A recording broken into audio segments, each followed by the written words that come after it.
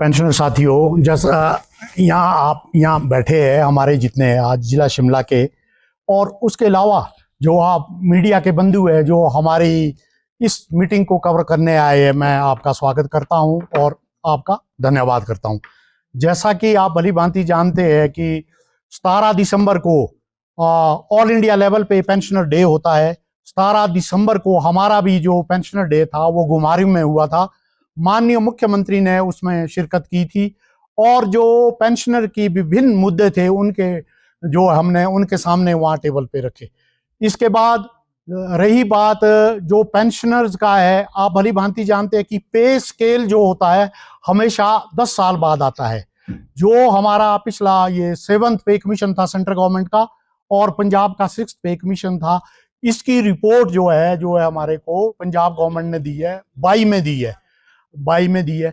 तब से लेकर जो 22 से लेकर है ये हमारा जो पे स्केल है ये इम्प्लीमेंट होना था और पेंशनर्स को और एम्प्लॉयज को जितने भी हमारे हिमाचल प्रदेश के सरकार के तकरीबन 2 लाख के तो करीब पेंशनर है और इतने ही एम्प्लॉय है, इन सब को जो ये 6th पे कमीशन था पंजाब गवर्नमेंट का, क्योंकि हिमाचल प्रदेश गवर्नमेंट जो है पंजाब गवर्नमेंट ही का जो पे स्केल होता है उसको अक्षरशः लागू करती है। तो अभी तक 2022 से लेकर मैं बात करूं, 2022 में तत्कालीन मुख्यमंत्री के सामने हमने बोला, उस टाइम तत्कालीन मुख्यमंत्री ने सिर्फ हमारे को एक घोषणा की कि पेंशनर्स को जो है 50,000 रुपया जो है वो मिलेगा इस स्केल का।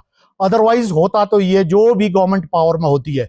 मैं अपनी बात कहूं, 2086 का स्केल आया, 96 का आया, 6 का आया और 16 का आया। ये सब स्केल हमने देखे। जब जब भी ये स्केल आया, जो भी गवर्नमेंट थी, डिफरेंट गवर्नमेंट उस टाइम थी, तब दिए। और माननीय उस टाइम एक वक्त माननीय मुख्यमंत्री धूमल जी थे, उन्होंने ये 2 किस्तों में दिया था ये जो स्केल है।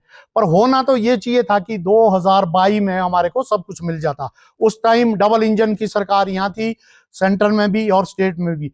पर उस टाइम तत्कालीन मुख्यमंत्री ने ये एक नोटिफिकेशन की, वो भी 31 जुलाई को जो हमारी जेसीसी की मीटिंग हुई थी उसमें उन्होंने बोला था कि मैं 20% ये दे रहा हूं और उसमें भी एक राइडर लगाया था कि ये सिर्फ आपको 50,000 मिलेगा, उससे ज्यादा। तो तब से लेकर अब तक, जब सिंगटा जी आपने ये भी बोला कि ये गवर्नमेंट 3 साल हो गए, उसमें 3 साल में क्या मिला।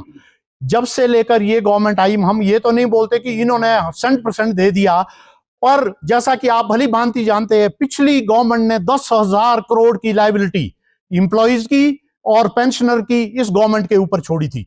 होना तो ये चाहिए था कि उस टाइम हमारे को मिल जाता, या वो 2 किस्तों में दे देते अगर एक में नहीं देते।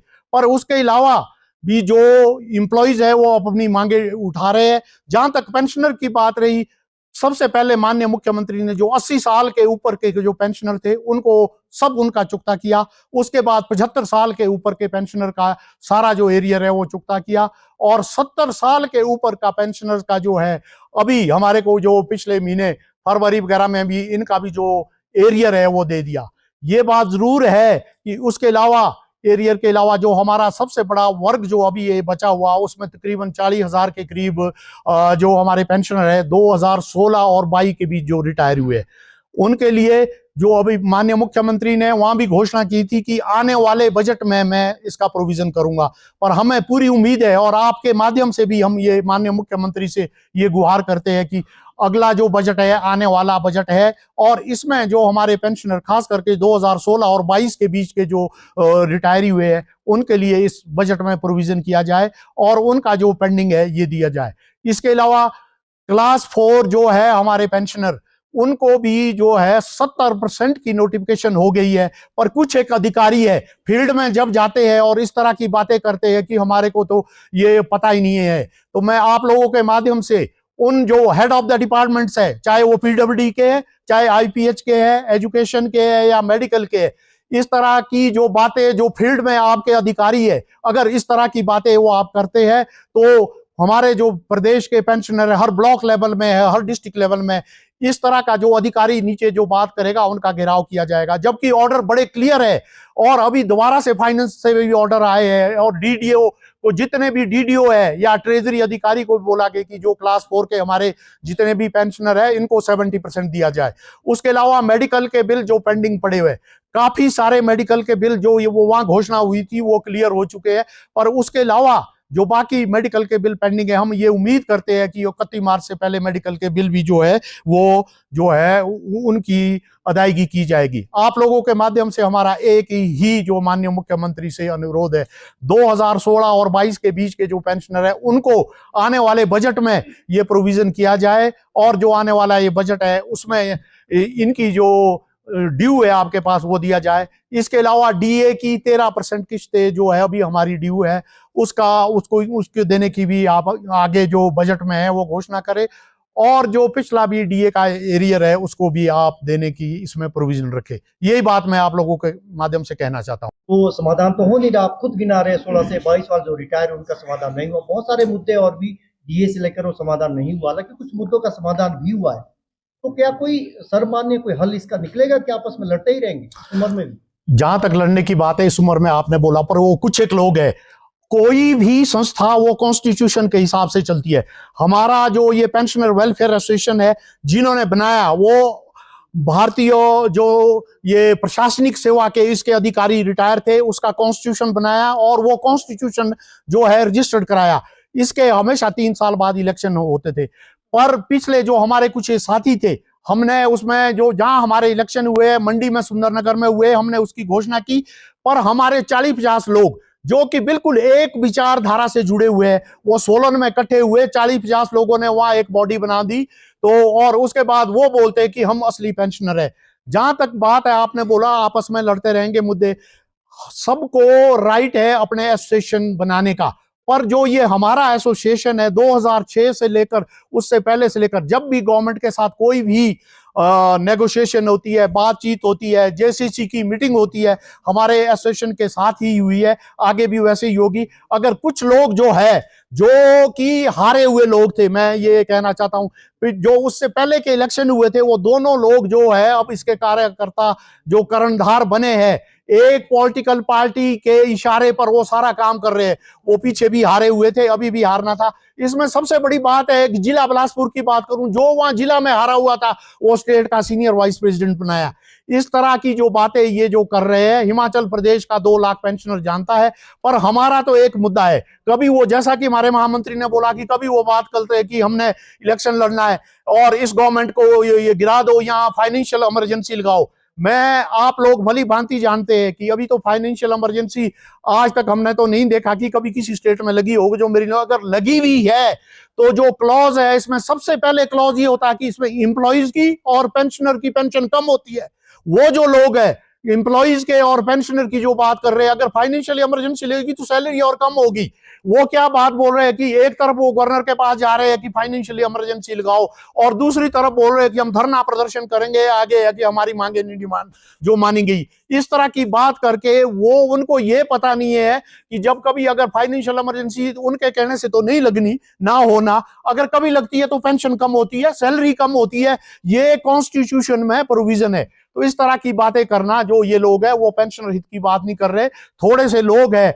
आप सिंटा जी, मैं पर्टिकुलरली आपको कहना चाहता हूं कि अभी इनका जो है भाजपा पूर्व कर्मचारी का एक जो फ्रंट बना है, और उसके जो ये कर्णधार है जो बने हैं, ये जो आ रही है, जितने भी ये लोग हैं सारे के सारे, मैं यहां से बोलता हूं, भाजपा पूर्व कर्मचारी प्रकोष्ठ के नेता है, ये टिकट मांग रहे हैं, ये इलेक्शन लड़ना है। शिमला की बात करूं, जो ये भी लोग हैं, जो कुछ एक लोग हैं, मैं बोलना नहीं चाहता, कोई ग्रामीण के शिमले का जो है बीजेपी का कोई उपाध्यक्ष है, कोई जो ये दूसरा फ्रंट, टीचर्स फ्रंट है जो भाजपा का, उसके है दूसरे, ये एक विचारधारा से जुड़े हैं और ये एक विचारधारा की जो बात है वो कर रहे हैं। हमने बोला हमारे में हर तरह के लोग हमारे में शामिल है, उसमें बीजेपी के भी हो सकते हैं, क्योंकि हमारे ऊपर सीसीएस रूल नहीं लगता, कम्युनिस्ट भी हो सकते हैं, कांग्रेसी भी हो सकते हैं, पर हम इसमें हम ये बातें नहीं करते जो इस तरह की बात ये लोग कर रहे हैं। वाले बोलते हैं कि आप भी जो है कांग्रेस के पिट्ठू है।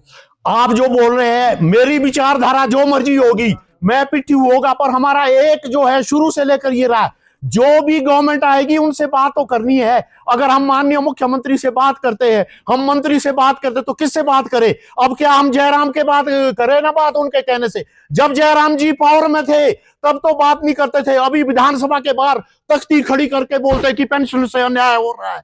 उस टाइम जयराम जी के पास डबल इंजन की सरकार थी और उस टाइम सेंटर से उनको 60-70 हजार करोड़ मिला। आज जो हम पेंशनर सड़क में है, it is only due to the previous government, जो हम ये बोल रहे हैं। जहां तक पिट्ठू की बात नहीं है, जो भी सरकार पावर में होगी हम उनके पास जाएंगे, उनसे बात करेंगे। पहले भी हमने जो भी सरकार रही है उनसे भी बात करेंगे, आगे भी करेंगे। जहां तक विचारधारा की बात है, वो सबकी अपनी विचारधारा है, पर हम इसमें यहाँ पॉलिटिक्स नहीं लाते। जो बैठक है, मैं आपके ये ध्यान में लाना चाहता हूँ, बिल्कुल मैं बोल रहा हूँ, जो पिछली बैठक हुई है 22 में हुई है, उसके बाद जेसीसी का ऐसा होता है कि सबसे पहले जेसीसी एम्प्लॉइज की होती है, फिर पेंशनर की होती है। तो अभी तक जो एम्प्लॉइज में कुछ चल रहा है या पेंशनर में, ये नहीं हुई।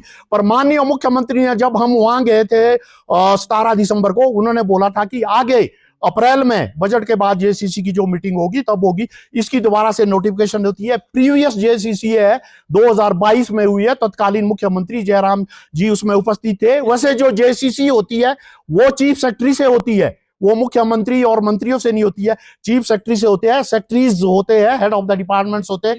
हाँ, नहीं, इस सरकार में अभी तक जो है जेसीसी नहीं हुई है, मैं ये बोलना चाहता हूं। पर हमें उम्मीद है कि बहुत जल्दी अप्रैल के महीने में हमें पूरी उम्मीद है, जो मैं बोल रहा हूं कि अभी अप्रैल के महीने में जो हमारी पेंशनर की है जेसीसी की मीटिंग हो जाएगी। सरकार दिया है, तो आप कैसे अब डिमांड्स को पूरी कर पाएंगे? क्योंकि सरकार तो कह रही है कि नहीं दे सकते। आप जो बोल रहे हैं सरकार नहीं दे सकते, एरिया तो सरकार नहीं बोल रही, ये जो है फाइनेंस सेक्रेटरी वो बोल रहे हैं। हम तो सबसे पहले ये बोल रहे हैं, अगर फाइनेंस सेक्रेटरी ये नहीं दे रहे तो सबसे पहले जितने आईएएस की फौज है, आईपीएस की फौज है, आईएफएस की फौज है, ऑल इंडिया सर्विसेज के, उनको कम किया जाए जितनी भी पोस्ट है, और उनकी सैलरी भी बंद की जाए। अगर जितने भी सीनियर आईएएस अफसर है, अगर उनकी सैलरी और बंद होती है, उसके बाद जो हमारे लोअर कर्मचारी है, उसके बाद तब की बात होती है। जहां तक बात रही आरजेडी की बात जो रही है, ये हमारा कॉन्स्टिट्यूशनल राइट है। आप भली भांति जानते हैं, आर्टिकल 275 ऑफ द कॉन्स्टिट्यूशन, जितनी भी वीक स्टेट है, जिनके पास अपना, जिन स्टेट के पास अपनी जो है ये इतना संसाधन नहीं है, उसके पास सेंट्रल गवर्नमेंट है, जो वहां से है, हमारा राइट है, वो वहां से देगी। जहां तक हिमाचल की बात भी करूं, हिमाचल के पास जो है, आप बोलते हैं अगर यहाँ की सरकार कोई टैक्स लगाती है, अगर कोई टैक्स पानी पे लग रही है और ये दूसरी जगह टैक्स लगा रहे हैं, तो जो सेंट्रल गवर्नमेंट है वो इसके अगेंस्ट जाती है। हम आने वाले दिनों में, मैं आप लोगों के माध्यम से भी बोलना चाहता हूं, जो हमारे हिमाचल प्रदेश के 6-7 एमपी है, वो पार्लियामेंट में हमारी बात उठाए, जो आरजीजी बंद होगी है वो बात उठाए। नहीं तो हिमाचल के प्रदेश के जितने भी पेंशनर है वो जन जागरण करेंगे। वो पढ़े लिखे हैं, वो जानते हैं कि हिमाचल प्रदेश में किस तरह की पॉलिटिक्स हो रही है। हमारे जो चुने हुए एमपी है वो एक दिन भी वो पार्लियामेंट में बात नहीं कर रहे। मैं आप लोगों के माध्यम से भी उनसे रिक्वेस्ट करता हूं, जितने भी यहाँ से एमपी जो है हमारे, चाहे वो राज्यसभा में चाहे लोकसभा में, कि हिमाचल के हितों की बात करें राजनीति से ऊपर उठ के। अगर आने वाले दिनों में ऐसी कोई बात होती है तो हिमाचल प्रदेश के पेंशनर आम लोगों के साथ सड़कों में उतरेंगे और सेंट्रल गवर्नमेंट के अगेंस्ट जो ये आरजीडी बंद की है, इसके अगेंस्ट भी हम धरना प्रदर्शन करेंगे। हो गए हैं, अब कैसे अब उनकी कमिटमेंट पूरी नहीं है? आप कह रहे, खुद ही कह रहे हैं कि कुछ लोगों की हुई है, कुछ लोगों की। मैं आपके माध्यम से बोलना चाहता हूं, इसमें उन्होंने ये भी बोला था, पहले बोला जितने भी बिल है डीडीओ के माध्यम से वो गवर्नमेंट के पास भेजे। अगर इसमें कोई फाइनेंस की कुछ कमी है तो, क्योंकि तो आप रूटीन में पहले भी भेजते थे, वो उसमें नहीं, उसमें जो तो पहले रूटीन में जाते हैं, एम्प्लॉइज के जाते हैं। जहां तक पेंशनर की बात है, ओल्ड एज में आधे से ज्यादा हमारे ऐसे पेंशनर यहाँ बैठे हैं जिनकी बाईपास हुई है। एक बाईपास के आपको पता है 3-3, 4-4 लाख लगते हैं। उसके बाद किसी के जो घुटने हैं, इसकी रिप्लेसमेंट होती है, जो बड़े बिल है। पर फिर भी मैं आपको बताता हूं कि कोई हमारा 70% जो मेडिकल के बिल है जो वो क्लियर हो चुके हैं, जो बाकी 30% के करीब या 40% बचे होंगे, इससे ज्यादा नहीं है जो फील्ड में बार। हम उम्मीद करते हैं कि 31 मार्च से पहले जो बाकी बिल है, और मैं आज आप लोगों के माध्यम से माननीय मुख्यमंत्री से और सेक्रेटरी फाइनेंस से भी ये बोलता हूं कि वो 31 मार्च से पहले उन बिलों को क्लियर किया जाए। आंदोलन की भी कर रहे हैं, क्योंकि अब 2 साल का समय रह गया सरकार के, और आपकी अगर मांगे नहीं मानी जाती है। मैं आपको ये बोलना चाहता हूं कि पहले हम माननीय मुख्यमंत्री से बात करेंगे, जैसा पहले भी बोला है, आगे भी, और हम जेसीसी की मीटिंग के लिए बोलेंगे। अगर फिर भी जो ये हमारे पेंशनर्स के जो मुद्दे हैं, इसमें मैं अकेला नहीं बोल सकता, हमारे हर डिस्ट्रिक्ट लेवल पे, स्टेट लेवल पे जितने भी पेंशनर है उनसे बैठ के बात की जाएगी। आने वाला हमारा जो भी कोई भी जो अगर इस तरह का कोई आंदोलन रूप का जो प्रोग्राम है वो तब रहेगा। पर उससे सबसे पहले हम आपको ये बताना चाहते हैं कि जो हमारा राइट है, इस गवर्नमेंट की सोच है कि जो सीनियर पेंशनर है उनको दे दिया, 75 साल से ऊपर दे दिया, 80 साल, सबसे वीक सेक्शन क्लास 4 होता है उनका 70% क्लास 4 को दे दिया। और जो अभी ऑर्डर हो रहे हैं, सिंटा जी आप कुछ गलत बोल रहे हैं। 70 साल के जो ऊपर हमारे पेंशन वो 70-80 हजार है। 70-80 हजार को अगर क्लियर मिल चुका है तो ये बहुत बड़ी बात है। इस परिस्थिति में जो आप बोल रहे हैं ये कि 2016 और 22 के बीच के जो हमारे पेंशनर है लगभग ये 40 हजार के करीब है, इनका अमाउंट जो है पड़ा वो इसलिए पड़ा हुआ कि ये पिछली गवर्नमेंट को देना था, क्योंकि इनको जो स्केल था वो पिछला स्केल था 6th का वो मिला था। उसके बाद ये बात दोबारा से फिक्सेशन होनी थी, ये मिलना था, इस वजह से ये है। पर जो 70 साल से ऊपर के पेंशनर जो है ये बहुत बड़ी संख्या है, 70 हजार के करीब है जो इनका सब कुछ क्लियर हो चुका है। क्योंकि ये सोच थी जो सीनियर होते हैं, हम ये सब करते हैं कि जो सीनियर होते हैं भगवान को जल्दी प्यारे हो जाते हैं, इसी वजह से उस जो उन्होंने वो सोच थी उसका हम स्वागत करते हैं। पर हमारी डिमांड है कि 16 और 22 के बीच को ये दिया जाए। और जो गवर्नमेंट की नोटिफिकेशन आई है पर्टिकुलर क्लास 4 के लिए, अगर secretary finance head of the department ये नहीं करते, आज यही हमारा मुद्दा है, ये हम बैठना आने वाले दिनों में उन अधिकारियों का भी हम चाहे ब्लॉक लेवल पे हो चाहे डिस्ट्रिक्ट लेवल पे उनका हम घेराव करेंगे। अगर क्लास 4 का जो इन्होंने 70% बोला है अगर ये मार्च तक पूरा नहीं होता, अधिकारियों पे जो मनमानी कर रहे हैं, मैं ये नहीं कह सकता कि सरकार की पकड़नी है, मनमानी कह रहे हैं। ये माननीय मुख्यमंत्री जो है उनकी कैबिनेट है, उनका मिनिस्टर है, उन्होंने ये देखना है। पर जो ये ऑर्डर हुए, अभी ये जो ऑर्डर हुए, पहले ऑर्डर ये जनवरी में हो गए थे, उसके बाद अभी सेक्रेटरी फाइनेंस ने ट्रेजरी का जो है हर ट्रेजरी को उनको की है और हर डीडीओ की है, हर डिपार्टमेंट के एचओडी डिपार्टमेंट की है। अगर ये अधिकारी अगर आगे नहीं सुनेंगे, उनके अगेंस्ट जो हम उनके अगेंस्ट जाएंगे, उनके अगेंस्ट धरना प्रदर्शन करेंगे। पर्टिकुलरली ये जो क्लास 4 का जो ये अभी ये मुद्दा है, जो ये ऑर्डर है।